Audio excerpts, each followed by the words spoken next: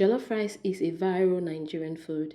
To make it better, I cooked this jollof rice with 50% less oil, and it tastes so nice that I thought to share with you how I made this delicious meal.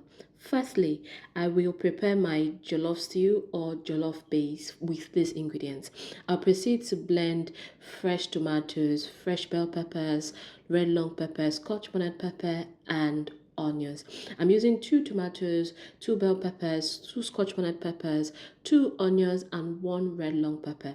I'll proceed to blend this to a rough paste. I'll blend this off camera, but then let me show you how I clean my rice. Cleaning rice is a compulsory thing that I do. So I clean my rice 2 to 3 times till the water is a little bit clear. And the type of rice I'm using for this recipe is basmati rice. I'll be cooking 4 cups of basmati rice to make this delicious jollof rice. Now this is the water after the first cleaning, and I'll show you the water after the third cleaning. Take a look at it. There's a difference. Secondly, it's time to cook. I'll pour half cup of oil into my pot. As soon as the oil is hot enough, I'll proceed to add 1 sliced onions. I'll mix well and allow to fry for 1 minute on medium heat. After this, I'll add the other ingredients like 1.5 tablespoon of dried thyme, 3 bay leaves, 1.5 tablespoon of curry powder, 2 garlic cloves, 1.5 tablespoon of ginger powder, and 1 teaspoon fennel. I'll mix well and fry for about 2 minutes on medium heat before I proceed to add my tomato paste. After I put in the tomato paste, I'll mix well to combine, and then I'll lower the heat to low heat. I'll fry this for 2 minutes on low heat. After 2 minutes, I'll give it a good stir again, and then I'll add my fresh pepper mix. That's the one I made earlier. After I put in the pepper mix, I'll go ahead to rinse out my blender. I love to do this because I don't like my pepper to waste. Then I'll give everything a good mix again before I add other ingredients. And the other ingredients would be 1 tablespoon salt and 4 stock cubes. After I crush the stock cubes into the pot, I'll mix everything very well, and then I'll add one magic ingredient, and that amazing ingredient is turkey stock. Now you would see 3 layers in this turkey stock.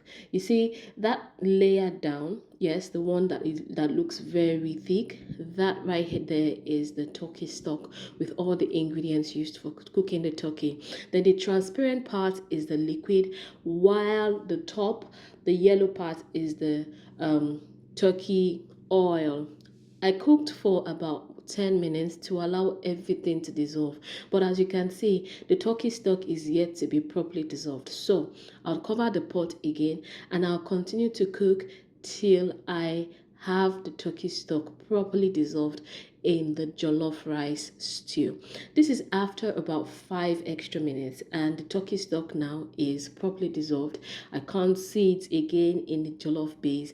Now it's time for the major ingredient, which is the washed rice. I'll proceed to put my washed rice in the jollof rice base, and while I do this, I'd also like to tell you one thing.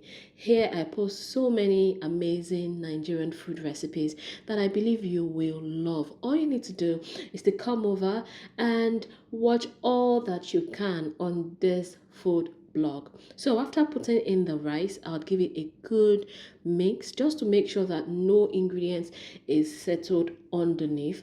After mixing well, I'll proceed to add some water. While I add the water, I'd also say this: if you've watched this video to this point, I know you are enjoying this video. Now let me know in the comment section if you're willing to try this recipe. I added about 2 cups of water.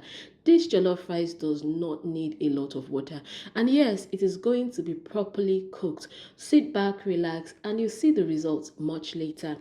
Also, you can like this video and you can subscribe to this channel so that you'll be notified every single time I post new videos.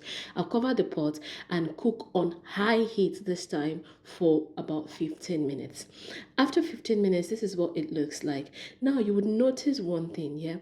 The liquid is floating on top, but when I lift the rice from the bottom, you see the liquid go underneath. That's because underneath is a little bit dry while the liquid is just on top. Here is one jollof rice cooking hack for you. Every single time I cook jollof rice, I always lift the rice from underneath after about 10 to 15 minutes of cooking, so that the liquid on top of the rice can go underneath and cook the rice from underneath. Now you'd notice a significant reduction in the liquid on top of the rice. Yes, and I'll also try my best to make sure that the liquid goes into the middle. So it's time for the next step. I'll cover my pot of rice with baking sheet. You can use aluminum foil if that's what you have, and I would also put the lid of the pot over the baking sheet. If you're wondering why I'm doing this, the reason why I like to do this is I like to keep the heat in, and you would notice that I did not add a lot of water to this recipe. So the more I keep the heat in the pot, the faster and easier it is for me to get my desired softness for my jollof rice. I don't know if that makes sense to you, but let me explain. The more I keep the heat in, the more the heat is present in the pot, so it helps to soften the rice faster without having to add extra water. I cover and I allow to cook on high heat for another 5 minutes. After 5 minutes, it's time again to lift the rice from underneath so that that liquid can go down. You notice that as soon as I lift the rice from underneath, the liquid flows right under. Yes, that is what I always do to ensure that I don't have my jollof rice unnecessarily burnt. Having burnt jollof rice can be unavoidable, but I try my best to limit how often my rice burns, or to limit the quantity of burnt rice that I have. After about 5 minutes of cooking, and here I am lifting the rice again, I'll cover the pot again, but this time around I will turn down the heat to medium heat because the jollof rice is almost properly cooked. Now I'll be utilizing the steam in the pot more than the outside heat coming from the cooker. So I turn the heat down to medium heat and cover the pot and allow to cook again for 10 minutes. This is my jollof rice after 10 minutes. Yes, and my jollof rice is almost ready.